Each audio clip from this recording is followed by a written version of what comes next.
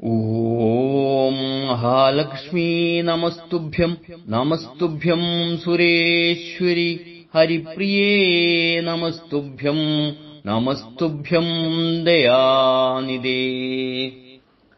ആത്മഭാവങ്ങളെ, പുരാണ കഥകളിലൂടെയുള്ള നമ്മുടെ യാത്രയിൽ ഇന്നത്തെ കഥ തുളസിക്ക് നൽകിയ വരം. പ്രിയരെ, ശിവഭക്തനായ ധർമ്മധ്വജ രാജാവിന്റെ ഭാര്യയായിരുന്നു മാധവി. മാധവിയുടെ ഭക്തിയിലും വ്രതത്തിലും സന്തുഷ്ടയായ മഹാലക്ഷ്മി അവളുടെ ഗർഭത്തിൽ ശിശുവായി പ്രവേശിച്ചു. 100 കൊല്ലം കഴിഞ്ഞപ്പോൾ മാധവി ഒരു പെൺകുഞ്ഞിന് ജന്മം നൽകി. ജനിച്ച ഉടൻ തന്നെ യൗവനയുക്തിയായിത്തീർന്ന ആ പെൺകുട്ടിക്ക് ധർമ്മധ്വജൻ തുളസി എന്ന് നാമകരണം ചെയ്തു. ഉപമയില്ലാത്തവൾ എന്ന പേരുവന്ന ഈ യുവതി ജനിച്ച ഉടൻ തന്നെ സകല ലൗകിക സുഖങ്ങളും ഉപേക്ഷിച്ച് ബദരികാശ്രമത്തിൽ തപസ്സിനായി പുറപ്പെട്ടു. ദീർഘവും കഠിനവുമായ തുളസിയുടെ തപസ്സിന്റെ ലക്ഷ്യം മഹാവിഷ്ണു തന്റെ ഭർത്താവായി തീരുക എന്നതായിരുന്നു. ഉഷ്ണകാലത്ത് പഞ്ചാഗ്നി മധ്യത്തിലും തണുപ്പുകാലത്ത് ജലാന്തർഭാഗത്തും അവൾ തപസ് ചെയ്തു. 24,000 സംവത്സരം ഫലവും ജലവും, 30,000 സംവത്സരം ഇലകളും, 40,000 സംവത്സരം വായുവും, 10,000 സംവത്സരം ഒന്നും ഭക്ഷിക്കാതെയും അത്യുഗ്ര തപസ്സനുഷ്ഠിച്ച തുളസി ബ്രഹ്മദേവനെ പ്രത്യക്ഷനാക്കി. ബ്രഹ്മദേവൻ തുളസിയോട് ചോദിച്ചു, ദേവി, അവിടുത്തെ തപസ് എന്നെ അത്ഭുതപ്പെടുത്തിയിരിക്കുന്നു. ഈ കൊടിയ തപസ് ചെയ്യുന്നതിനുള്ള കാരണം എന്താണ്? ഞാൻ എന്ത് വരമാണ് നൽകേണ്ടത്? ബ്രഹ്മദേവന്റെ വാക്കുകൾ കേട്ട് തുളസി പറഞ്ഞു, ദേവാ, അവിടുത്തെ ദർശനം തന്നെ വരമാണ്. എങ്കിലും മഹാവിഷ്ണുവിന്റെ പത്നിയാകാൻ അവിടുന്ന് എന്നെ അനുഗ്രഹിച്ചാലും. ഇത് കേട്ട് ബ്രഹ്മദേവൻ അരുളി ചെയ്തു, ദേവി, ശ്രീകൃഷ്ണന്റെ ദേഹത്തു നിന്നും സുദാമാവ് എന്നൊരു ഗോപാലൻ ജന്മം കൊണ്ടിട്ടുണ്ട്. മഹാതേജസ്വിയായിരുന്നു ആ ഗോപാലൻ. എന്നാൽ അവൻ രാധയുടെ ശാപം നിമിത്തം ഇപ്പോൾ ശംഖചൂഡൻ എന്ന പേരിൽ അസുരനായി ജനിച്ചിരിക്കുകയാണ്. അതുല്യനായ അവൻ പണ്ട് നിന്നെ മോഹിച്ചിട്ടുണ്ട്. നീ അവന്റെ ഭാര്യയായിത്തീരും. അതിലൂടെ നിനക്ക് വിഷ്ണുപത്നിയാകാനുള്ള അവസരം ലഭിക്കുകയും ചെയ്യും. ഇതേസമയം ശംഖചൂഡൻ ബദരികാശ്രമത്തിൽ ഇരുന്ന് വൻ തപം അനുഷ്ഠിച്ച് ബ്രഹ്മദേവനെ പ്രത്യക്ഷപ്പെടുത്തി. ദേവനോട് ശംഖചൂഡൻ ആവശ്യപ്പെട്ടു, ഭഗവാനെ, എനിക്ക് ധർമ്മധ്വജ രാജാവിന്റെ പത്നിയായ തുളസിയെ വിവാഹം ചെയ്യണം. എന്റെ രക്ഷക്കായി വിഷ്ണു കവചം ലഭ്യമാക്കുകയും വേണം. ബ്രഹ്മദേവൻ പറഞ്ഞു, ഭക്ത, നിന്റെ ആഗ്രഹങ്ങളെല്ലാം സഫലമാകട്ടെ. വിഷ്ണു കവചം ശരീരത്തിൽ നിന്നും മാറുകയും ഭാര്യയുടെ പാതിവൃത്യം നശിക്കുകയും ചെയ്യുമ്പോൾ മാത്രമേ നിനക്ക് മരണം സംഭവിക്കൂ. നാളുകൾ ഏറെ കഴിഞ്ഞുപോയി.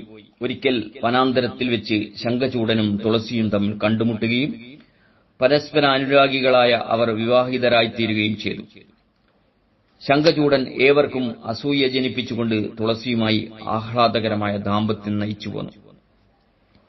വരബലത്താൽ ശക്തനായ ആ അസുരന്റെ വിക്രിയകൾ ദേവന്മാരെ പോലും കഷ്ടതയിലാക്കി.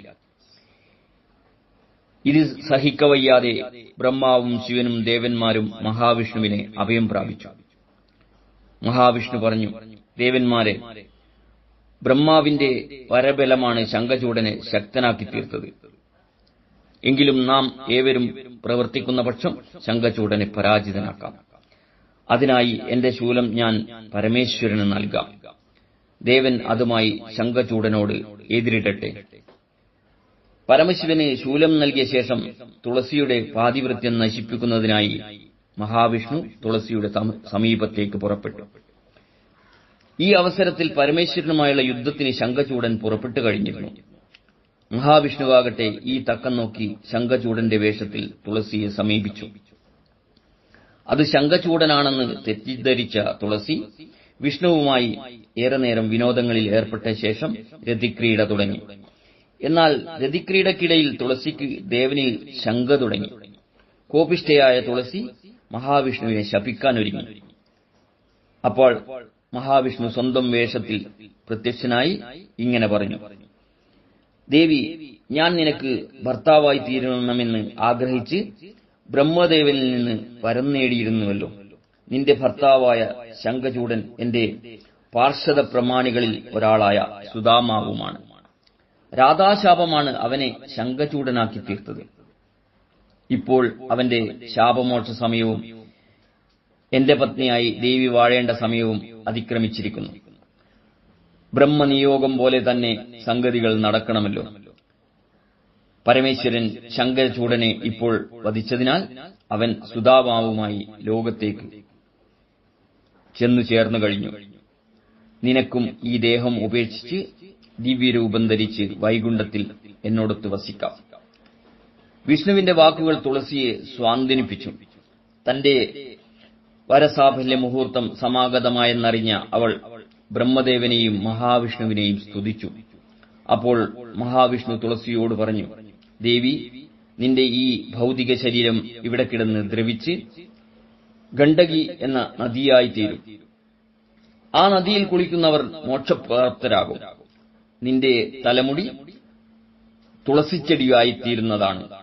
തുളസീദളം 3 ലോകങ്ങളിലും ദേവപൂജയ്ക്ക് ശ്രേഷ്ഠമായ പുഷ്പമായിത്തീരും. ഇത്രയും പറഞ്ഞ ശേഷം മഹാവിഷ്ണു ലക്ഷ്മി സ്വരൂപമായ തുളസിയോടൊപ്പം വൈകുണ്ഠത്തിലേക്ക് പുറപ്പെട്ടു. സ്നേഹപൂർവം, രഞ്ജൻ കയനാടത്ത്.